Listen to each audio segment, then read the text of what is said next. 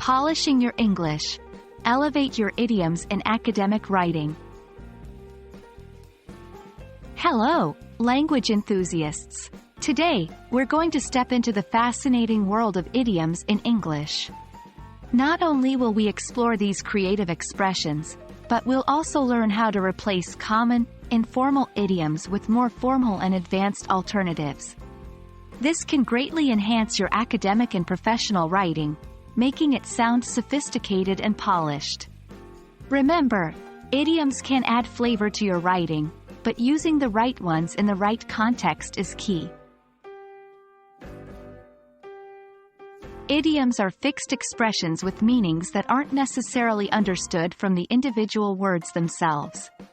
For example, barking up the wrong tree doesn't literally mean someone is barking at a tree, but it implies that someone is pursuing a mistaken or misguided line of thought. However, not all idioms are suitable for academic writing.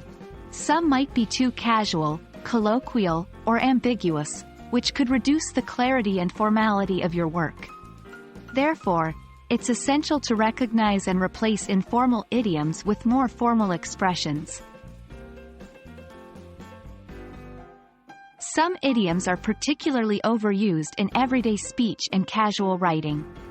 Examples include phrases like, a piece of cake, meaning easy, break a leg, good luck, or, hit the sack, go to bed. While these idioms are perfectly acceptable in informal contexts, they might not be suitable for a research paper or a professional report.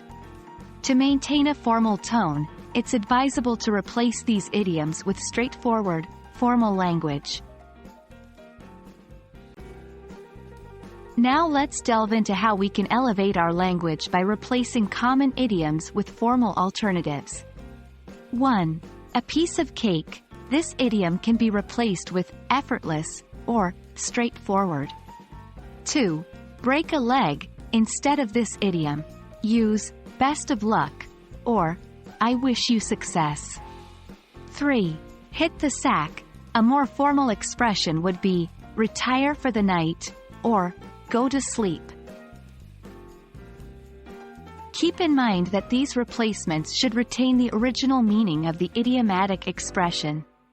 Using formal language can not only refine your writing but also ensure that your work is easily understood by a wider, global audience.